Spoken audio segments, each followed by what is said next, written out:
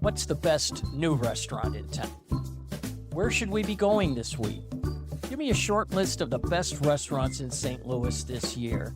Those are more of the questions that food writers get asked all the time. And today we will provide some answers for the year 2024. Welcome to Arch Eats. My name is George Mahey. I'm Cheryl Bear. And we're going to answer those questions and more. Then we're going to end up with not a micro rant, but a micro rave about what some new restaurants do that I think all of them should do. And we'll see if Cheryl agrees. This episode of Arch Eats is sponsored by Gateway Arch Park Foundation. But first, it's what we can't stop thinking about this week. And I know you got to experience something very special over the last couple of days. Oh my gosh, George. I cannot stop talking about this. I have been talking about it every day, all day for the last ever since I went. I got to go to Pavilion. I got to go to Nick Bognar's brilliant new private dining space within Sato on the Hill. It is breathtaking. It's dazzling. It's the restaurant he's always wanted to open. It seats 6 people. It's a omakase style where the chef prepares different dishes for you. It is intimate. The food is exquisite. It blew me away. He's hoping to do 18 courses. On my particular meal, because it was a preview, we did 14 courses. And I was still very satisfied with 14 courses. And I have not had more exquisite fish in my life. And he actually flies fish in specifically for this from Japan. He dry ages fish, especially for this, for days and weeks at a time, I understand. I mean, this is really a singular experience, and it's meant to be that way, and it's priced that way. Yes, but I will tell you this much. It is pricey. It's $250 a head, but you walk away and you have had an experience that you cannot get anywhere else. I mean, this is so special.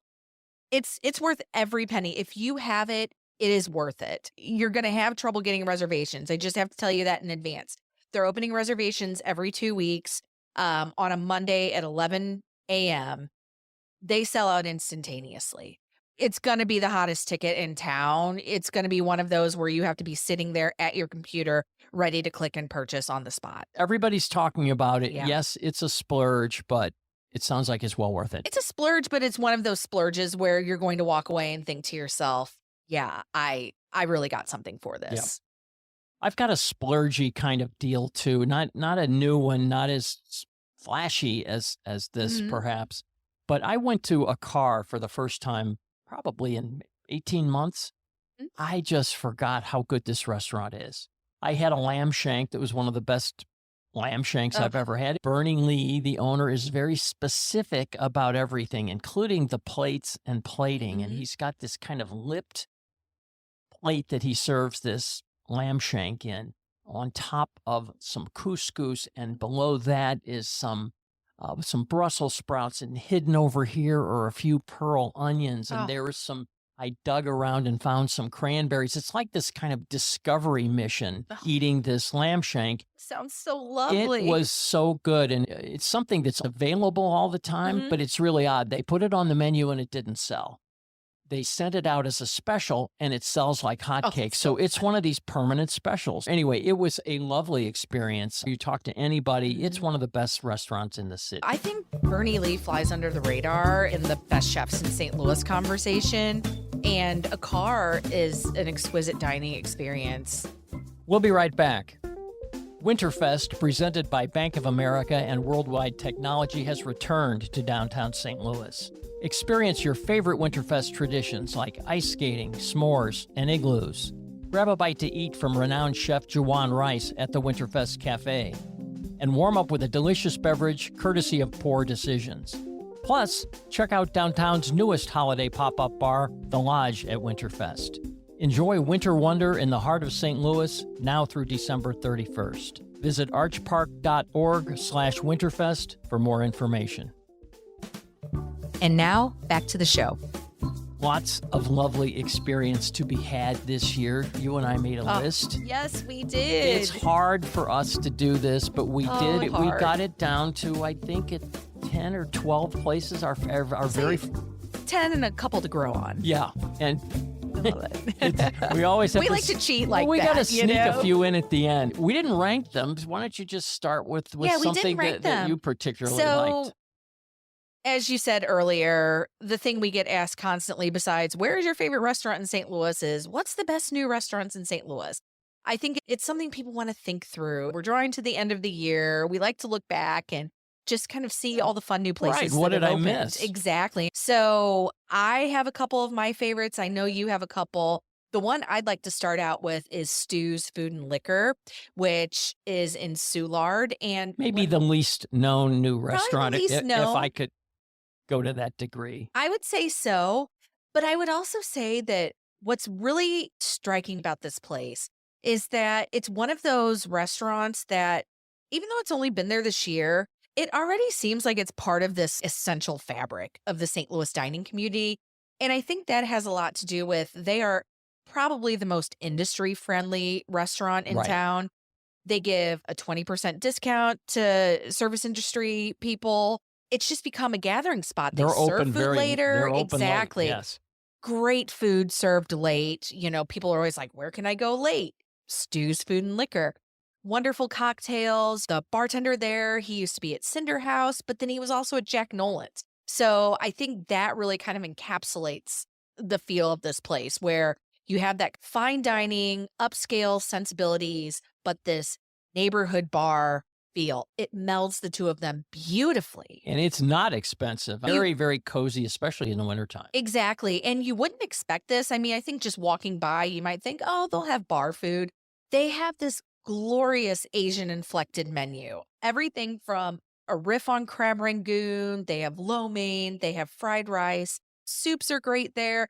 General Tso's chicken. I just can't say enough about this place. Fun atmosphere.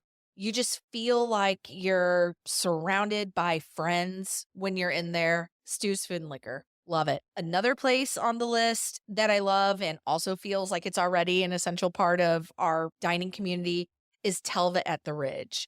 And I think the reason that Telva feels like it's been around for a long time is because it's an offshoot of Balkan Treat Box, which, I mean, my gosh, you can't talk about the best restaurants in St. Louis without talking about Balkan.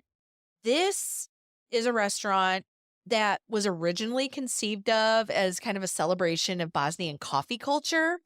And it's still that, but it has evolved into this outstanding daytime cafe.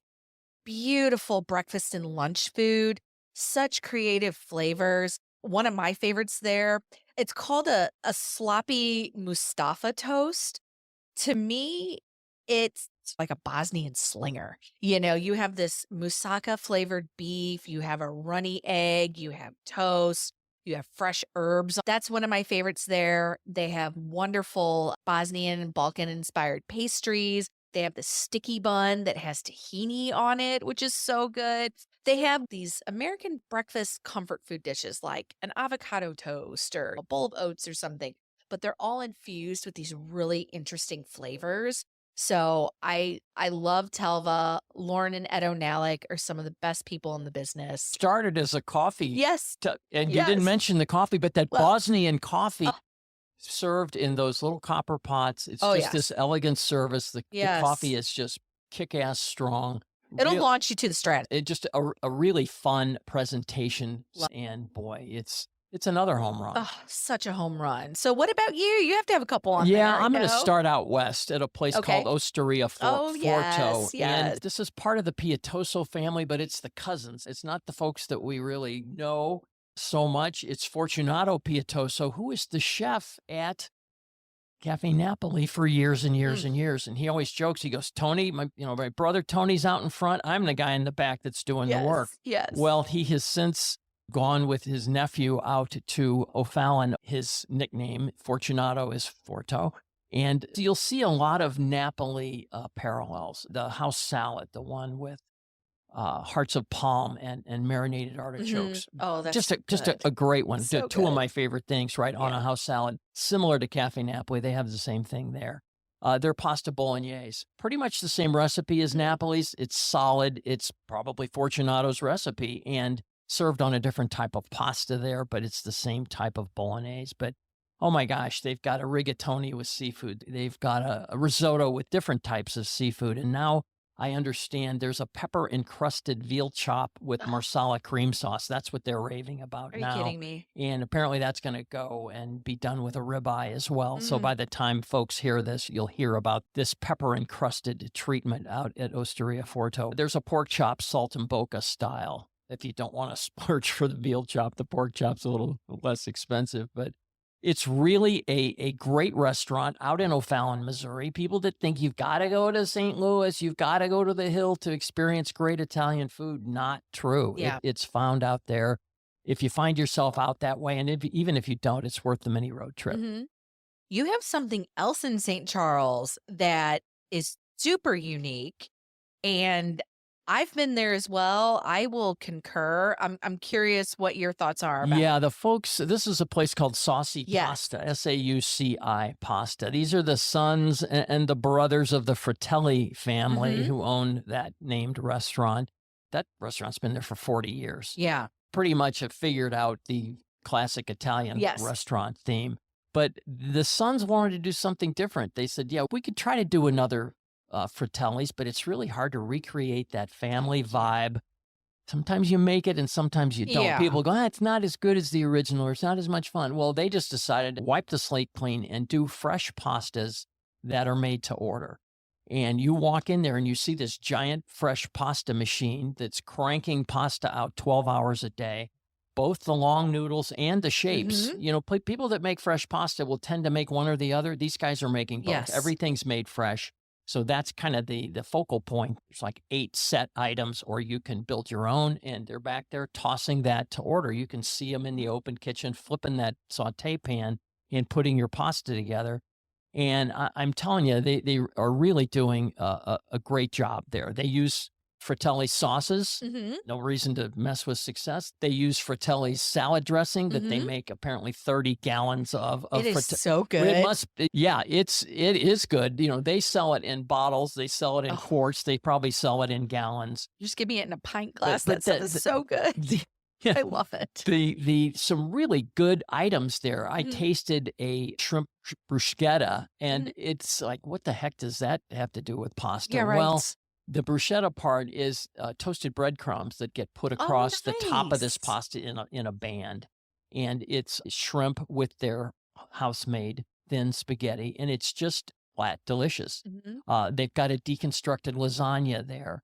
They didn't want to do lasagna like Fratelli's did. They Mhm. said, you know, it's not what we wanted to do, especially with fresh pasta that gets a Sure. little dicey. So they make these mafalda noodles, which are these Oh, ribbed, yes. they can kind of look like mini lasagna noodles, and they do a deconstructed lasagna there with all the components, but it's in pasta form. Just delicious. One thing that I thought was really unique there, they make their pesto with pepitas. Right. So it's nut free. I know a lot of people who love pesto, but maybe they have a nut allergy. They're not able to indulge in those delicious flavors. I thought that was something really fun that was kind of inclusive for people. And it's delicious. I am a pesto snob.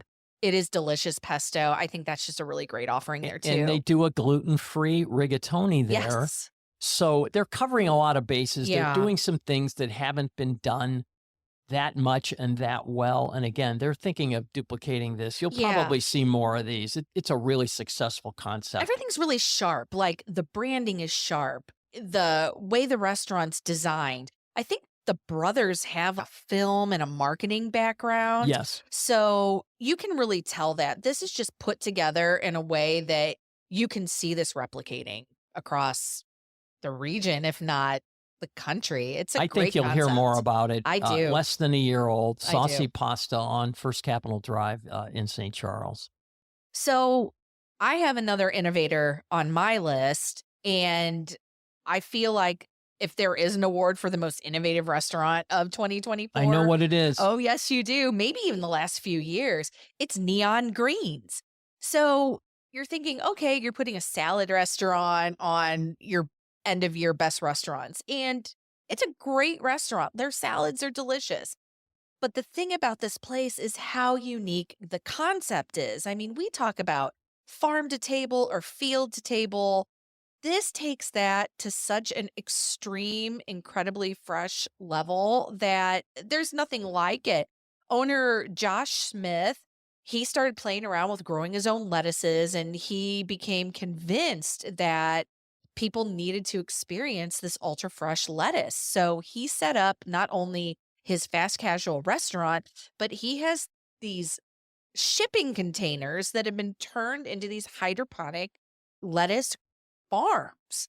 Yeah, And it's a vertically integrated oh concept, my literally, gosh. because he's Yes. growing lettuce straight up into these 2 Yes. shipping containers. Yes. And I just learned from him, I'd heard that there was the equivalent of acres of produce. It's in 2 shipping It's containers. He incredible. does the equivalent of 6 acres of produce, I which is just You talk mind-blowing. about sustainability. It's sustainable in terms of its footprint in that sense. The food does not have to travel to get to your plate. He recycles his I water know. there. It's It's it's really incredible. unbelievable. And the salads, every one of them is delicious, Yes. first of all. And you're trying to decide which salad you want. And all of a sudden, overhead comes a bin of lettuce that was I just picked know. next door. And it's like, Yeah. it doesn't get any more personal than that unless it, hits you on Yep. the head, I right? I think he said when he first opened, if Willy Wonka had a salad factory, that is what Neon Greens would be. And you go in there and you see these conveyor belts of lettuce coming over your head, and you're like, yeah, he's totally right. I don't think there's another one like it No. in the country. We're very happy that it's here in the Yes. Grove. They've all salads are great, but they've got the chewy cheese bread that's just delicious, which you have Yes. to go along with your salad. And there's a matcha and Thai Oh basil my vanilla gosh. swirl ice cream. I'm I think glad you mentioned it. I was going to talk about it's that. one of few desserts they have, but oh my gosh, it's so good. And there's all kinds of sweet goodies Yeah, that you get it loaded. they put on top. There's some sesame brittle that gets put on Yes. top and some other goodies. Don't sleep on that, but what a great idea. What a Yeah. great concept. How lucky are we to have that here? I have another one on my list. Can I go out west Sure, by my sure, house? sure. So you hear me complain all the time about living in the wilderness way out west and not having a lot of restaurant choices that I really love out there. I stand corrected with a new one that opened over the summer called Dinar. This is a new Middle Eastern restaurant, but it's not a new concept. There's an Iraqi couple who owns a grocery store in South City called Caesar's Supermarket. And they used to serve food out of there pre-pandemic, but then they kind of shut that down and tabled that for a little bit and then reopened in a brick and mortar right on Manchester. This is wonderful food. I've not been there. Yeah. So Dinar, dinar, right? Yes. Think Big restaurant, small restaurant? I would say medium size.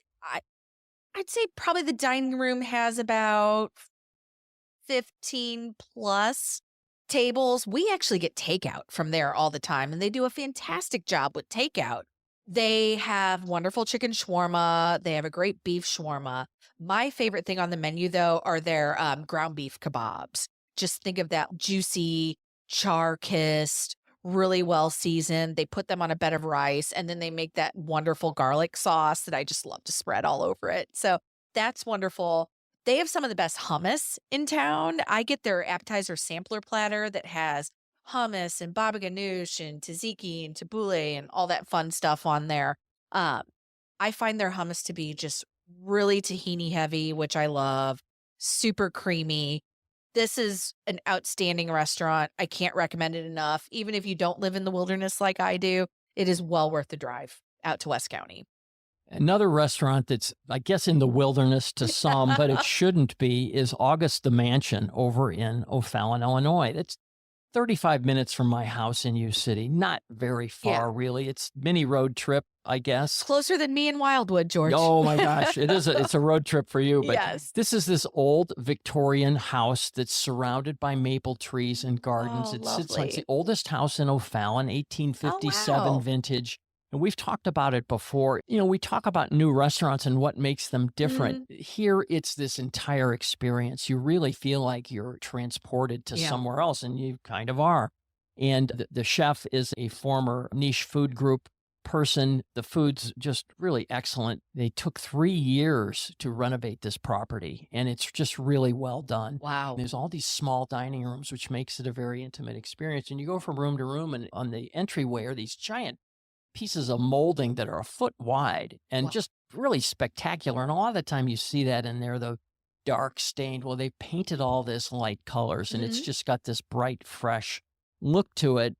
And the food, like I said, is just excellent. Things not to miss. They've got a fried cheese curd dish, which is excellent. The short rib dish, Dave Lowry famously described as the size of a tennis racket handle. Oh my goodness. And a burger that's about that thick Wow. as well. Wow. But the signature item is an 8-ounce filet that comes on top of a potato croquette that's on top of some spinach with a horseradish bechamel. It's just a delicious item. They do an incredible job there, and there's all these different moods and feelings. You can sit outside on a flagstone patio. There's a fire pit that you can hang out. There's all kinds of places and things to do before and after dinner. Again, it's a complete experience. And I was thinking, when it was snowing the other night, I thought, oh my gosh, how beautiful would it have dreamy been to walk up and experience that during the snowy time. So that's August the Mansion in O'Fallon. There's something so special about restaurants that are in converted houses. I feel like that's a whole genre of dining. And you're right. It gives such an intimate feel. I'm a huge fan of that. Yeah, Dave Lowry says any restaurant with a cupola is a great restaurant. Don't ask me why, but it's like one of those rules to live by. Unexplainable things. Back in St. Louis, again, these are somewhat across the board, and what makes them special, it's all different, like over at Brazos in University City. Oh, goodness, yes. I love the concept because it's predicated on one dish. I love simplicity in restaurants. This is a teeny tiny restaurant. I don't think there's 15 seats in there. The specialty is pollo a la brasa, which is one of the national dishes of Peru. And it's a lime marinated chicken I guess it's got limes, and it's got special Peruvian peppers that are almost sweeter than they are hot. So it's got this very unique flavor profile.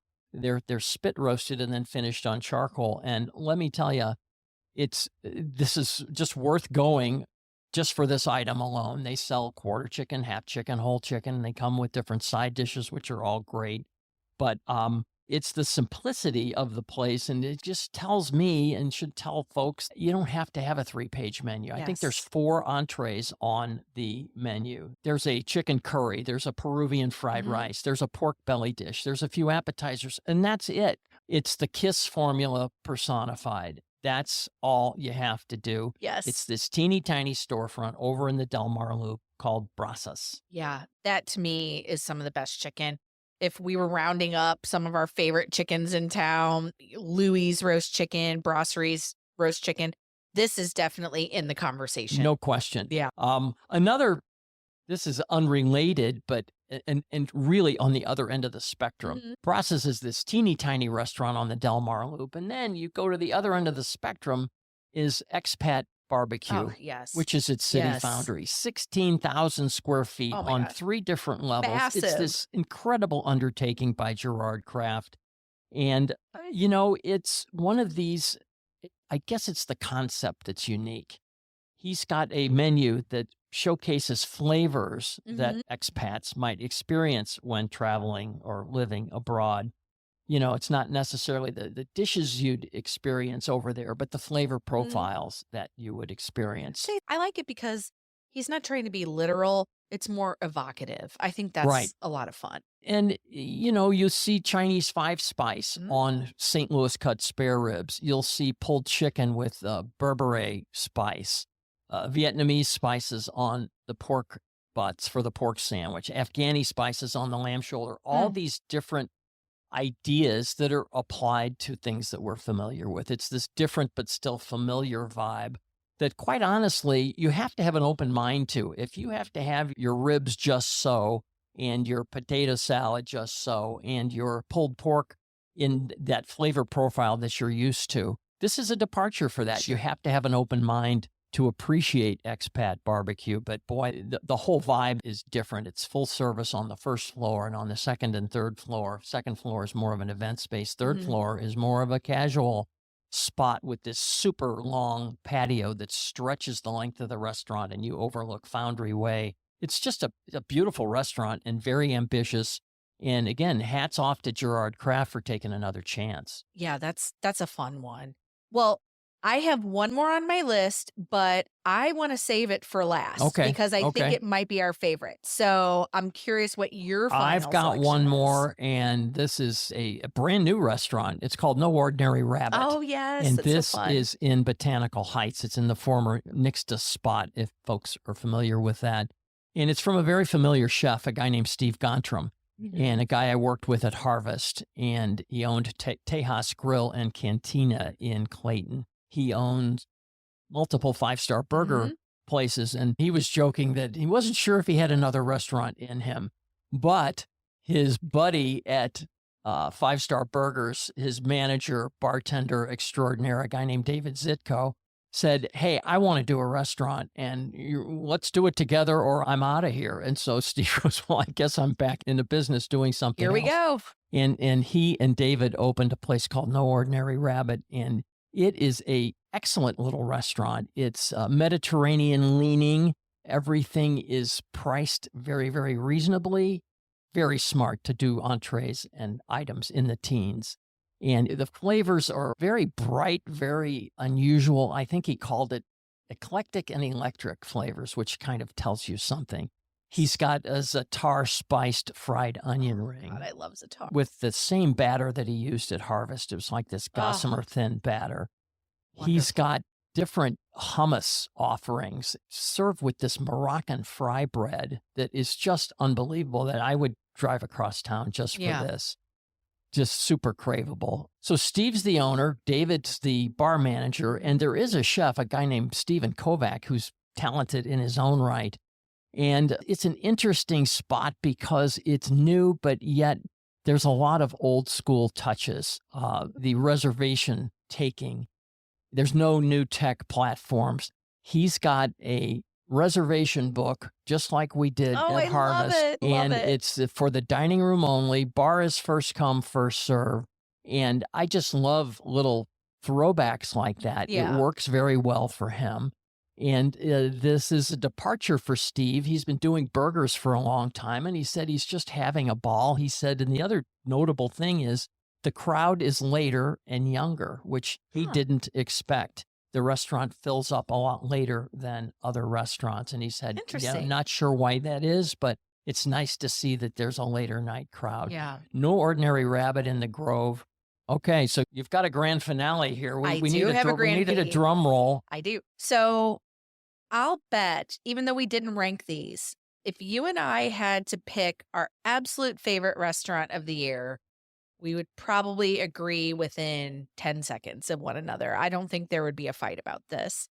And it is Esca, Ben Paremba's positively breathtaking restaurant that opened in the Del Mar Maker District. How do I love Esca? Yeah, let me count the ways. Speaking right? of transformative, oh my gosh. You feel like you walk in there and you go, oh my God, this place is so cool. Yes. I was trying to think of how would I describe Esca to somebody? And I was thinking, it's small, it's intimate, it's eclectic.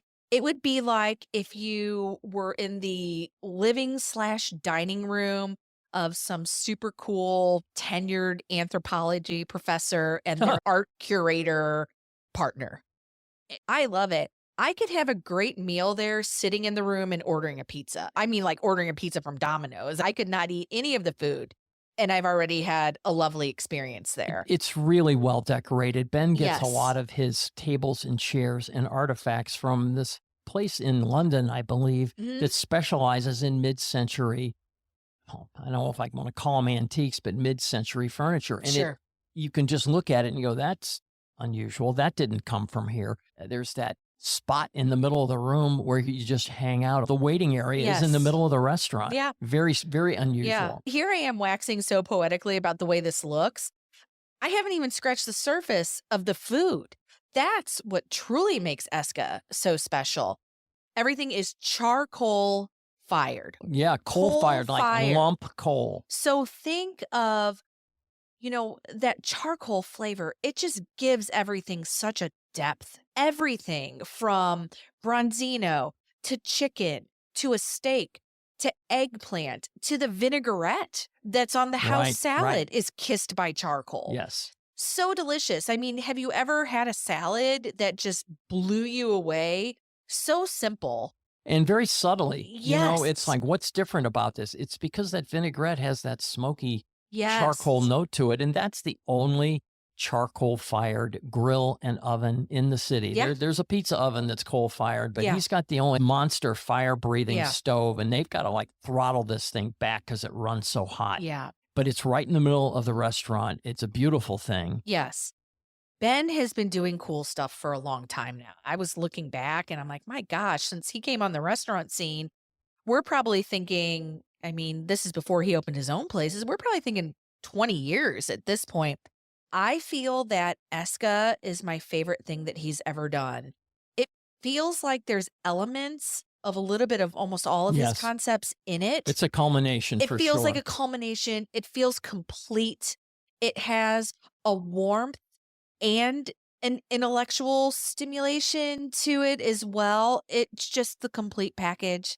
I love it. And I it- know you love it too. And it's decent sized. The interior is very comfortably sized. And then that patio out there, which has these monster heaters for the wintertime, is very appealing as well. And by this time next year, the walls of the patio will all have grapevines Yeah. on them. So Yeah. it'll be its own little self-contained place. So fun. And there's a big garden out in back there. You're going to see and hear a lot about Eska in the next year. And I buried the lead here. One of the best things about Eska is the fact they do butter service. I mean, when I tell people butter service, they're like, butter service? What do you mean? Exactly what I mean. They have this, I don't know if you call it chalice or, whatever, platter of house-made glorious butter. And they just come around tableside, and with your bread, they give you a nice little smear of this butter. Does it get any better than that? No, and that's tough because my God. those kind of things are such huge temptations and you can't resist. And then you watch this dessert cart roll know, around later and right? you go, man, I wish I would have planned a little better. Yeah. I would have definitely planned for that Exactly. because Ben runs this dessert cart and there's all kinds of cool things going so on fun. there. So And I know his mom, who's a fantastic cook, who's such an inspiration. She has her hand in some of those desserts on there too. So, you're getting Mama Parumba's Yeah. touch too. So that's 10 of our favorite places. We could have chosen a whole lot more. There's several second locations, second iterations that we shouldn't overlook. Rooster has just opened a really cool new place in Clayton. Forehand/Peacemaker got together to do one of the most beautiful restaurants yeah, that's gorgeous. in the city in Kirkwood. The Napoli folks did Napoli Brothers doing Mhm. these coal-fired yeah, pizzas. their pizza's great. Incredible out in Yes. Chesterfield. And now the new Napoli Kirkwood just opened in November, and it's incredible in its own right. Bartolino's Twin Oaks. Oh my gosh, talk about an incredible restaurant. 250 seats. They did such a beautiful job decorating this spot. Yeah, designed by Space, who, if they're involved in a restaurant, it's gorgeous. And even Kate Zone, they did a second restaurant much larger than their original one. This is true Northern Chinese food, and it can be intimidating to some people because there's some different items on there. But what I love about it is there's pictures of every single one. Yes. So you read about some sort of tripe or something that you're not familiar with, and Yeah. you see the photo and you go, I think I'm good for that. And I will say, when in doubt, order the hot crisp fish there. Oh, it's you so will not good. be disappointed. So there's one more spot that we've talked about, but we didn't include them on the list. It's called Nexus. It's in the MC Midtown development, which is at about 2,700 Locust, and it's in a little complex with different restaurants. Anita Cafe and Bar is in the same building. Blue Jay Brewing, Videro Wine Shop and Bar, and Teo, the Filipino place, all in this same building, which I just think is the coolest thing to have 5 restaurants under one roof. And the reason we didn't put it in there is because talk about a under the radar opening. Yeah. We waited and asked, and apparently it opened in September, but we couldn't get a complete beat on it. And they just now started in November with social media, and their social media is now in full swing. And it's like, okay, this place is officially open. Yeah. Now we can go, and I've heard good things about it, but that's one that's a little too new for us, but that's the next one for me on my list. We'll be right back. This December, St. Louis comes alive with the magic of music as the St. Louis Symphony Orchestra celebrates the sounds of the season. Create lasting memories with your loved ones at the SLSO's Mercy Holiday Celebration, a beloved audience tradition. Enjoy favorite holiday classics performed by your SLSO and even a visit from Santa Claus himself, December 17th and 18th at Lindenwood University and December 21st and 22nd at Stiefel Theater. Tickets at slso.org. And now, back to the show. Today's micro rant that isn't a micro rant, it's more of a micro rave. We're feeling generous again still. It's the holiday spirit. It is. It's when restaurants open with limited seating, limited hours, limited menu for a week or a couple weeks, or in the case of Nexus, maybe a couple months, until they feel comfortable publicizing it, until they get up to speed. And I am completely fine with this. To some, this could be a micro rant, because some people like to come in and have the whole package. I want to see the whole menu. I want the whole experience. I want to be able to dine in all dining rooms.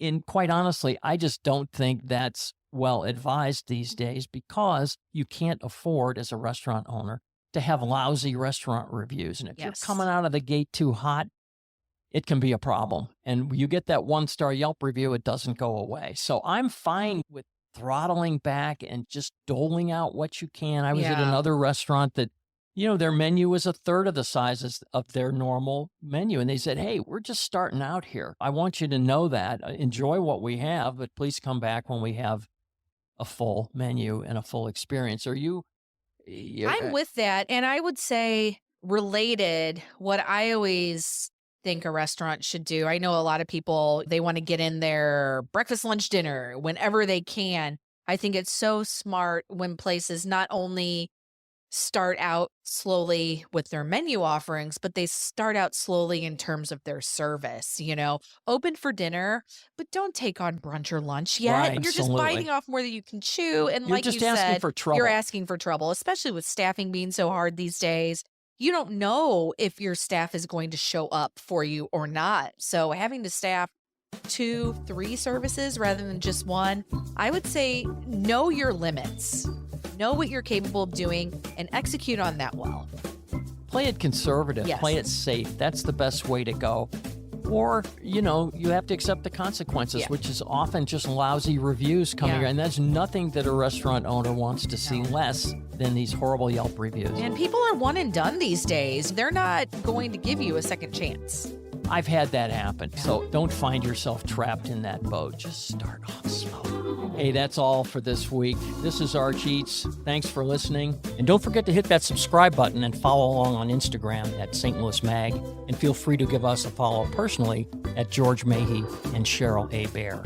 If you loved what you heard, show us some love by rating and reviewing us on Apple Podcasts. And if you're hungry for even more content, you can subscribe to our dining newsletters for the freshest coverage on the local restaurant and culinary scene. That's it for this week. Best dishes, and see you next time.